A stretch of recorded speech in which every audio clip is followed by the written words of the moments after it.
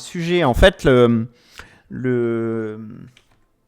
se rend pas compte quand on fait du dev, tout ce que être dev, ça implique. Et le schéma en question dont je vous parle, c'est celui-ci. Pourquoi ? Parce qu'en fait, quand on regarde un peu dans le détail, être développeur full stack, ça commence déjà à être à l'aise avec du back-end et du front-end. Donc il faut savoir un petit peu comment se font les interactions entre le front et le back. Le front, c'est uniquement de l'HTML, du CSS, du JS qu'on télécharge auprès du client, qui va faire des requêtes vers un back-end qui sera par exemple en Node, Express, SQLite et qui récupérera des données sous forme de JSON qui seront récupérées par le code JavaScript et qui, en les utilisant dans le code JavaScript, va nous permettre de construire des pages HTML. Après, autour de tout ça, il y a le protocole HTTP qu'il faut connaître, savoir comment se font les échanges entre un client et un serveur. On a généralement quelque chose qui passe dans le câble, dans l'aller-retour, avec un message et un header, un peu comme un courrier qu'on envoie par la poste. Et sur ce message-là, notamment dans les parties headers, il y a des adresses de destination, adresses d'expéditeur, qui nous permettent de savoir qui a envoyé le message, vers qui, pour que le serveur puisse savoir à qui envoyer la réponse HTTP. Et après, autour de tout ça, il y a des enjeux, notamment, on sait que de base, on communique avec le protocole HTTP. Le protocole HTTPS, c'est ce qui permet de protéger justement ces messages-là pour éviter que des hackers, par exemple, viennent s'amuser à brancher leur PC sur les câbles sous-marins et analysent le réseau pour savoir ce qui s'y passe. Protocole HTTP, l'avantage, c'est qu'il utilise une technique de hachage, technique qui permet notamment de ne pas envoyer les données en clair sur le réseau. Déjà, tout ça, ça demande... Enfin, je veux dire, prendre de la hauteur déjà pour savoir comment tout ça fonctionne. Quand on fait du code, on ne se rend pas compte de tout ça. Et après, autour de ça, il y a les aspects de conception, parce que c'est très rare qu'on commence à coder directement notre projet. Et donc, pour faire de la conception dans un projet, qu'est-ce qu'on va faire ? On va avoir notamment les conceptions de la partie graphique d'un site, la partie qui sera du coup visible pour les utilisateurs, et le côté obscur de la force qui est le côté back-end. Et sur l'aspect justement de la conception côté front, et là, je ne sais pas si Ikina, elle est toujours là, mais si elle est toujours là, je pense que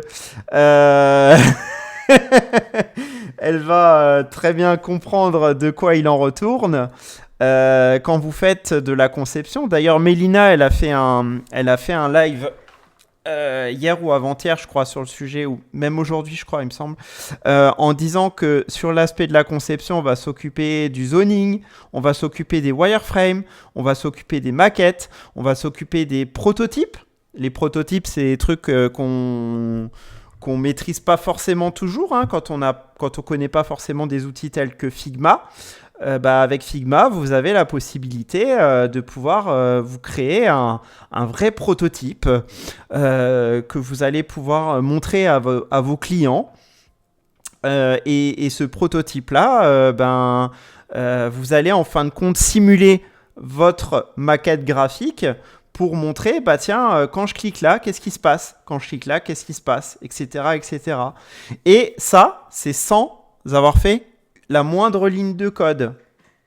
Et c'est plutôt cool parce que du coup, plutôt que d'avoir à faire des allers-retours, de commencer à coder notre HTML, notre CSS, de devoir remodifier ça parce que le client ne sait pas ce qu'il voulait, etc., etc., vous faites vos maquettes, vous faites votre prototype, vous le présentez à votre client, Vous dites à la rigueur, il y aura 2 ou 3 modifications maximum qui seront autorisées avec ce budget-là.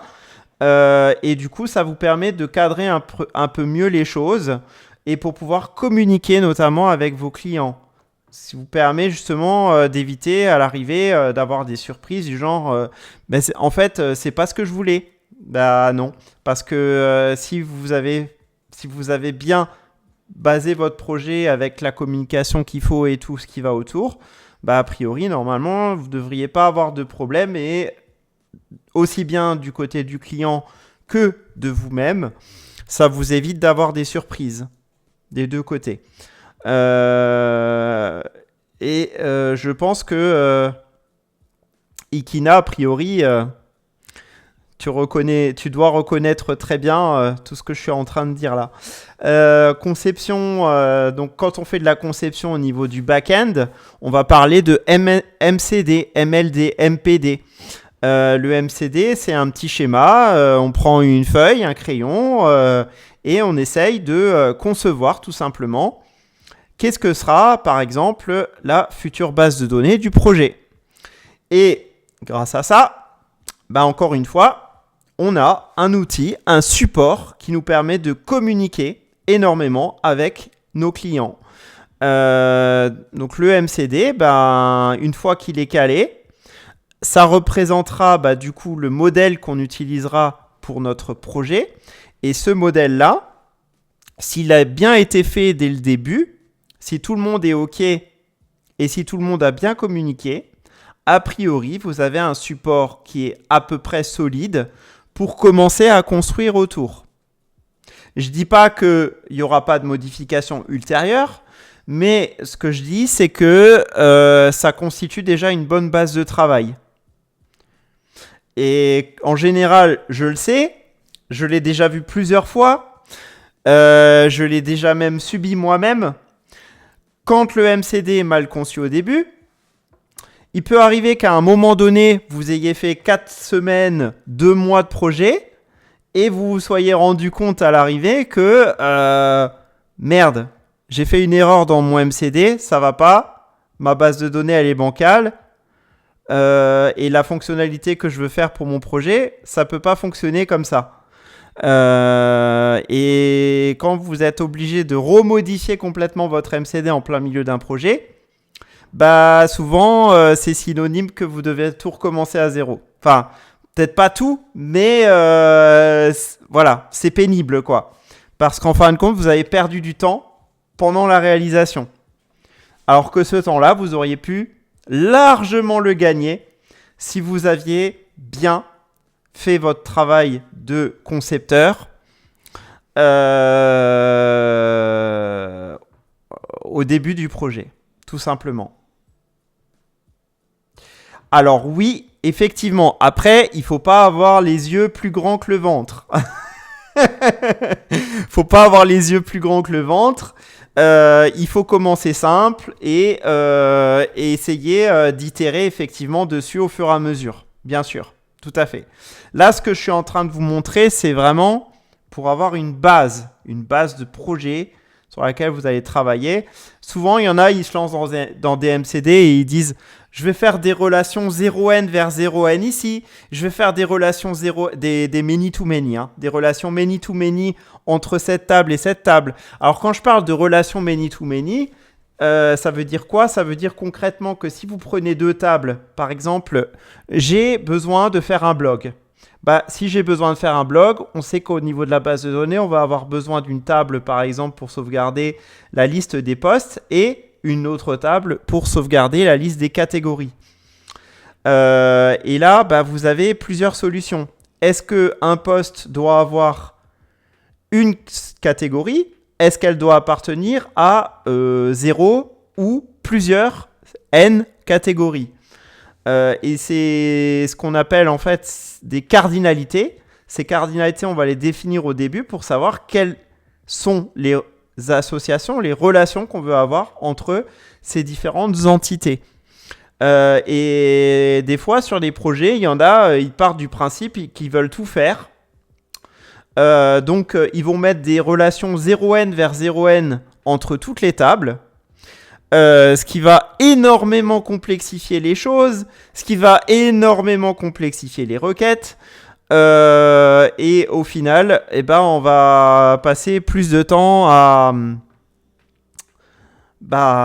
dev sur des trucs qui seront peut-être potentiellement inutiles dans le projet final. C'est pour ça que vraiment, encore une fois, la conception, elle est super importante dans un projet.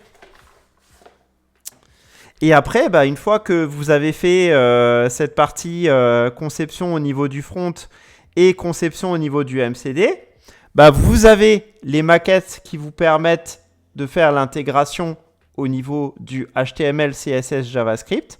Et côté back-end, vous avez la base de ce qu'il vous faut pour créer, en fin de compte, votre système d'information. Il y a un raccourci en dev, on parle de SI, système d'information. Le système d'information, en fin de compte, c'est là-dessus que repose tout votre projet.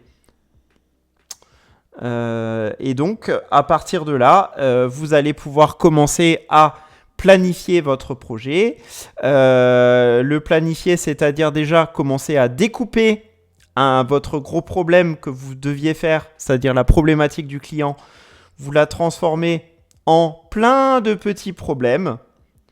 Et mis bout à bout, ces petits problèmes, qu'on appellera aussi des user stories, vous allez en créer des petites cartes, des petits tickets que vous allez mettre dans un outil de gestion de projet, comme par exemple Trello. Vous aurez 3 colonnes, un to-do, un doing, un done. Et en fait, l'outil Trello vous permettra d'avoir une plateforme collaborative qui vous permettra de planifier un minimum les fonctionnalités sur lesquelles vous allez travailler. Et typiquement, on va avoir des périodes ou des phases de sprint qui durent généralement dans un groupe entre 1 et 4 semaines. Et ça dépend des entreprises. Il y en a qui vont choisir plutôt de partir sur une semaine, d'autres sur 4. Après, ça dépend, c'est très libre. Typiquement, on va dire par exemple pendant cette période de sprint, pendant cette première semaine, on va travailler sur telle fonctionnalité. Bien sûr, après, derrière, il va y avoir un ordre.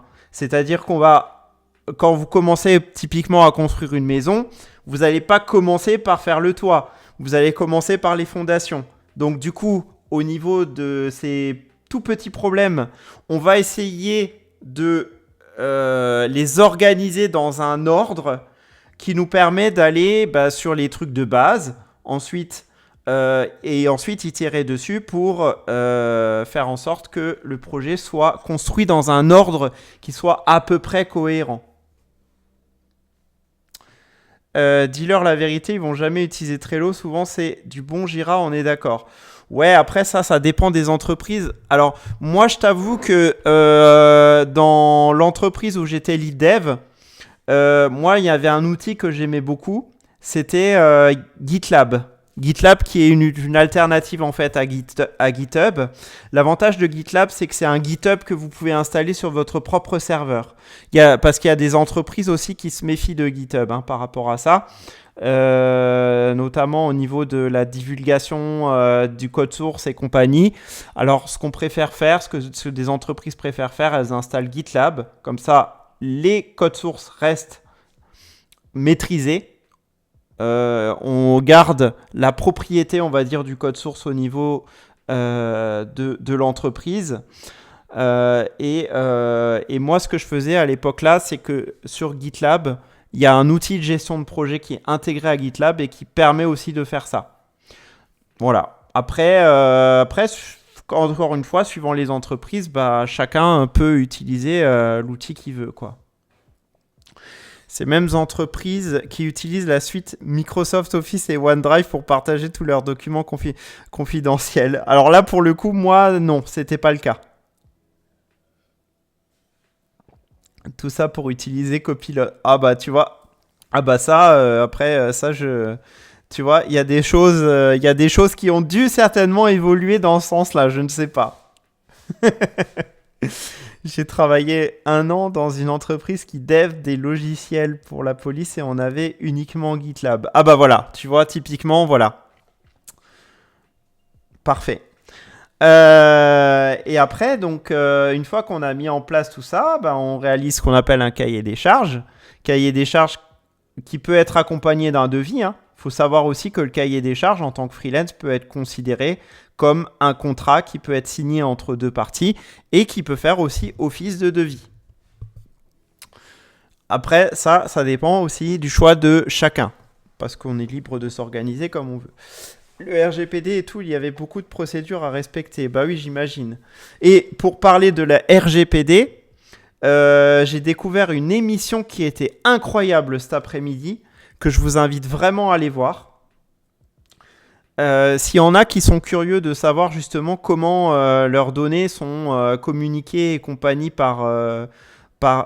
sur les applications notamment du téléphone, il y a sur YouTube un super reportage à ce sujet-là. Je vais vous donner le lien et je vous invite vraiment à aller voir parce que c'est... Là, pour le coup, c'est une émission de France 2 et franchement, je dois dire que ça a vraiment été bien fait. Voilà, c'est cette émission-là. J'ai pas tout à fait fini de la regarder d'ailleurs. Le sujet de l'émission, c'est nos données personnelles valent de l'or. Je vais vous donner le lien pour ceux que ça intéresse. Hop. Voilà, vous irez voir. C'est une très bonne introduction à tout ce qui est justement RGPD et compagnie. Savoir comment vos données sont communiquées vers les partenaires commerciaux des grosses applications que vous connaissez, Doctissimo, etc., etc. Enfin, ça peut être Le Bon Coin, ça peut être Google.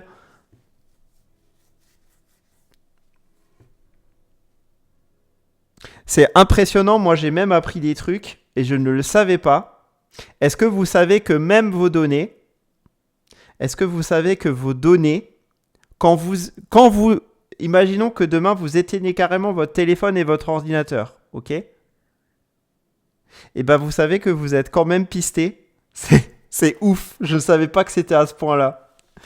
A priori, il faut savoir que les pharmacies en France, elles payent en fait un géant américain qui vient souvent quand une nouvelle pharmacie ouvre.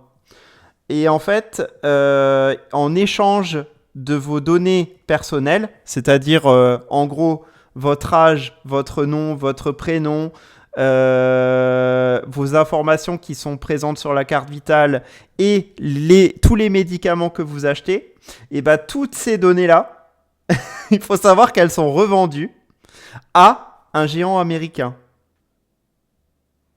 Donc ça veut dire qu'à chaque fois que vous utilisez en fait votre carte vitale, en d'autres termes, vous êtes pisté. On sait ce que vous faites, on sait quels médicaments vous achetez, on sait dans quelle pharmacie vous vous rendez, on sait tout de vous.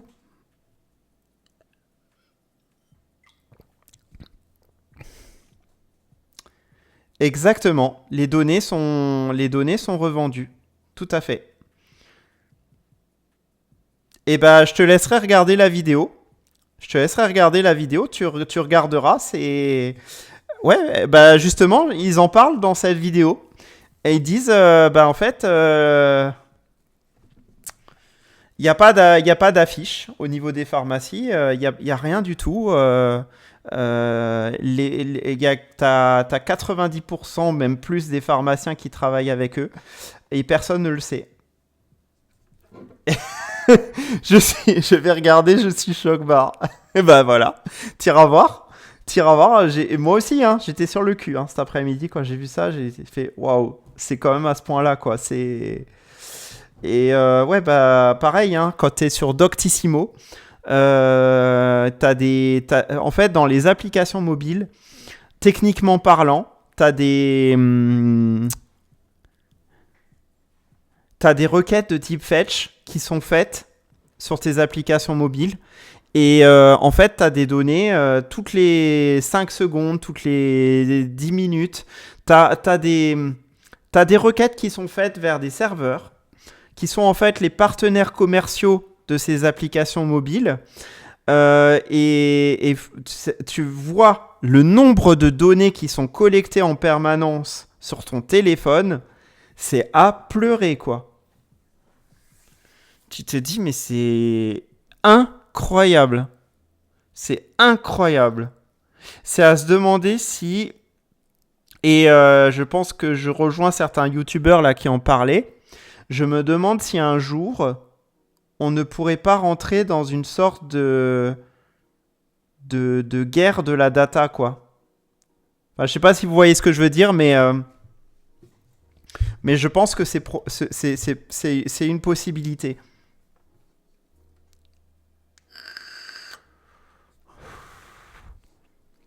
Alors, ils vont te dire, hein, derrière, ils vont te dire, ah, mais oui, mais on, on anonymise toutes vos données, hein.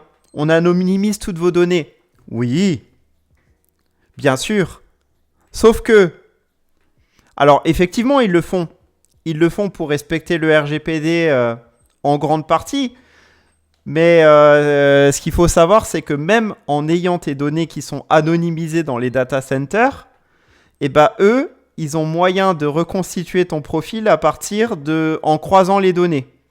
Et c'est incroyable à quel point enfin, ils ont une telle facilité pour faire ça, quoi. C'est...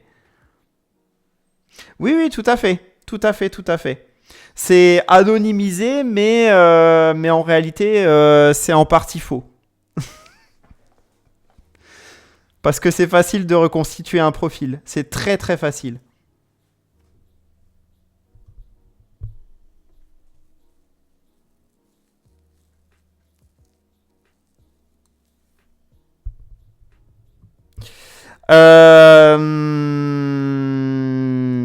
Voilà, donc là, tu as donc du coup tout ce qui est conception ici et tout ce qui est conception ici.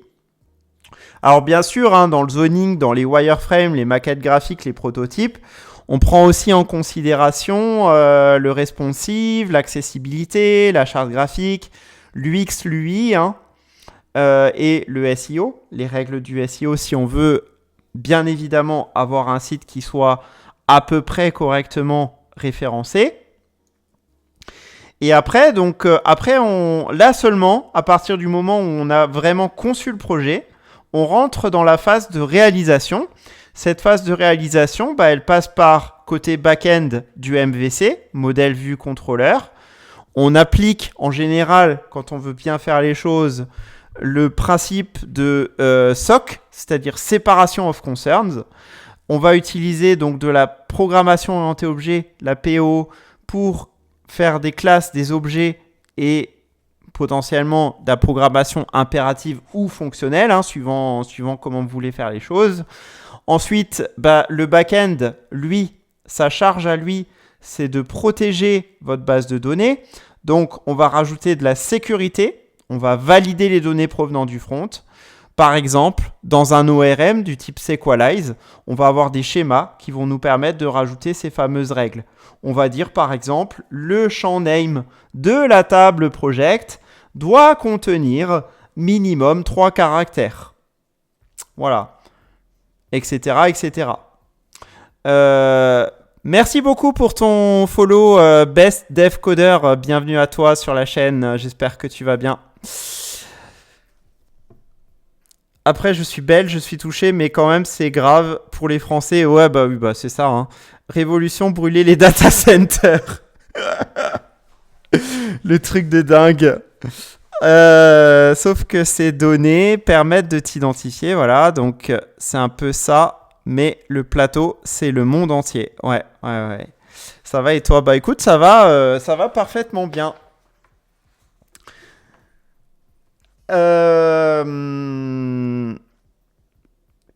Ouais, voilà.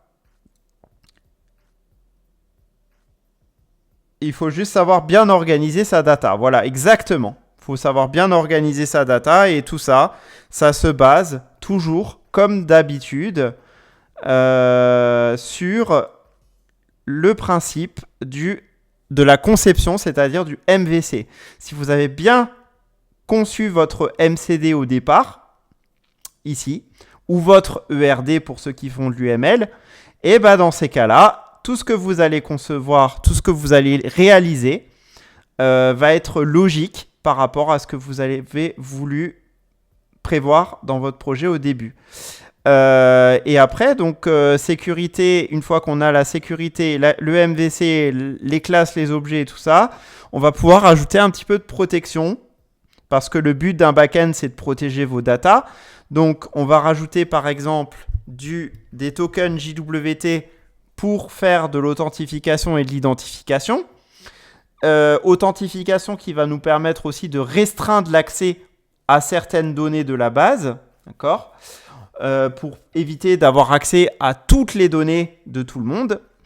On va rajouter des injections, on va prévoir en tout cas des requêtes préparées pour éviter les injections SQL, les failles CSRF et les failles XSS qui sont, comme vous le savez, aujourd'hui, qui font partie en tout cas aujourd'hui du top 10 au WASP. Le top 10 qui référence en fait les attaques les plus connues et notamment des hackers. Parce que vous le savez, on rentre aussi dans une ère un petit peu spéciale, hein, l'ère où il faut éviter de cliquer sur des mails qui vont tomber dans notre boîte mail, qui sont d'expéditeurs inconnus, etc. etc. Il faut protéger un minimum ces mots de passe avec des minuscules, majuscules, des chiffres, des caractères spéciaux. Essayer d'éviter d'avoir des mots de passe du genre AZERTY ou des mots de passe du genre 1, 2, 3, 4, 5, 6 qui sont encore beaucoup trop répandus à l'heure actuelle. Et voilà, et ça s'applique partout, hein. C'est aussi bien des mots de passe qui sont sur des serveurs que des mots de passe qui sont pour se connecter sur des sites, parce que un mot de passe comme 1, 2, 3, 4, 5, 6, il faut le savoir, ça prend quelques secondes, voire même pas, ça prend même pas une seconde pour avec une attaque de type brute force pour pirater, tout simplement. Tu sais que tu nous fais une def mute là à lire les messages en async. Ah ouais. Bon écoute, hein, après je fais un peu au fil de l'eau. Néanmoins, vous avez quand même deux solutions. Soit vous partez sur le principe de tout faire vous-même de zéro en utilisant par exemple votre propre petite stack Node.js, Express, Equalize, MongoDB par exemple, ou alors vous partez sur directement un framework backend qui va vous permettre de vous rajouter un maximum de confort, un environnement de travail qui vous permet notamment d'avoir plein de choses à ce niveau-là qui sont déjà en partie codées à votre place. Et donc du coup, si vous partez par exemple sur un Adonis.js, il y a plein de composants qui ont justement des protections et des choses qui vous permettent déjà d'intégrer, on va dire, sans trop d'efforts, toutes ces choses-là. Et ça, c'est plutôt pratique. C'est pour ça que, soit on part sur un truc où on fait tout à la main, soit on part sur un framework backend directement, comme Adonis, comme Laravel, comme Symfony ou comme Nest. Ce qui va nous rajouter beaucoup de confort et éviter de réinventer à chaque fois la roue. Dans Adonis, il faut savoir d'ailleurs qu'il y a aussi une autre protection dont je n'ai pas parlé ici, qui est le time user attack, je crois.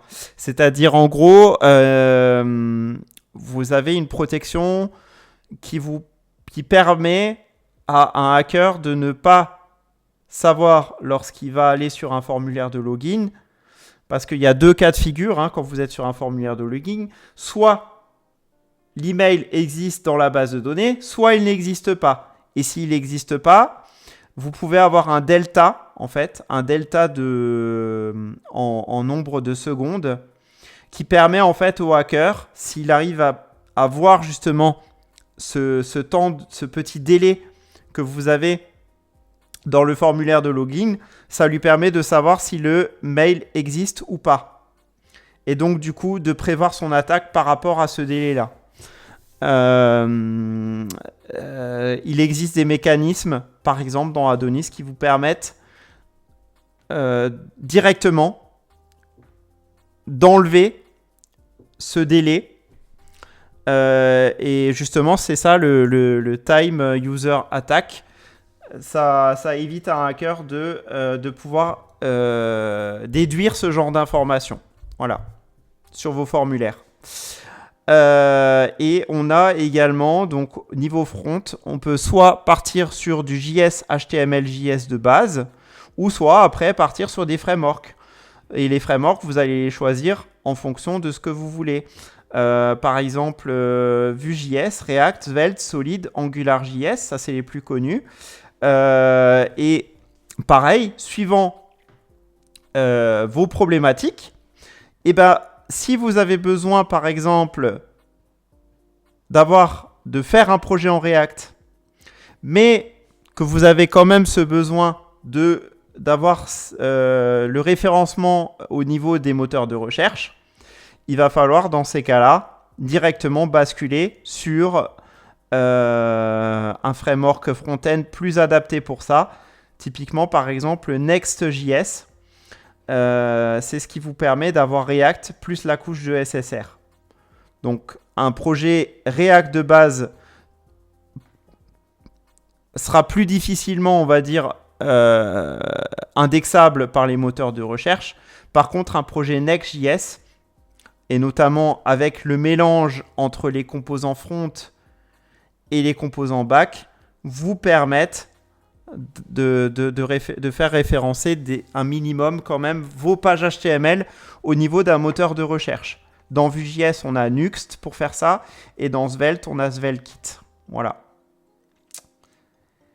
Et à partir de ça, bah, vous avez donc du coup tout ce qu'il vous faut pour pouvoir devenir un bon développeur full stack. Alors, le truc, faites attention quand vous faites vos recherches d'emploi, vos recherches de stage, etc., etc., de bien quand même préciser sur quel stack vous êtes développeur full stack.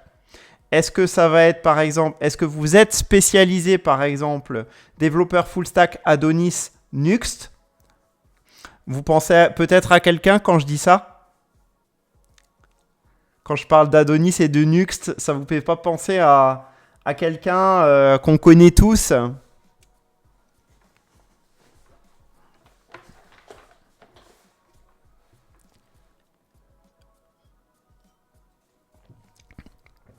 Si je vous dis Meet Sponsor.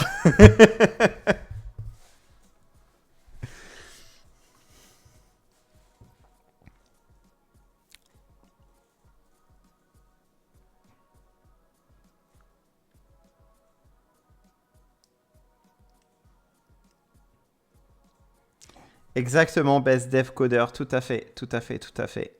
Le HTML est loadé depuis le back avant d'être envoyé au client avec la page. Voilà, c'est ça.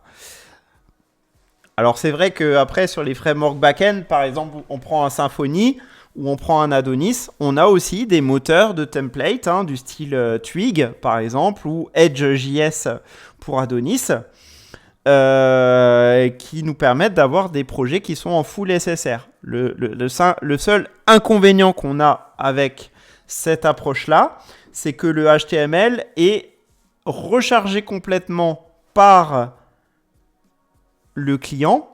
Bah, le client va réenvoyer une requête vers le serveur qui va recharger un fichier HTML complet à chaque fois qu'on change de page. C'est un peu ce que j'appelle la méthode à l'ancienne.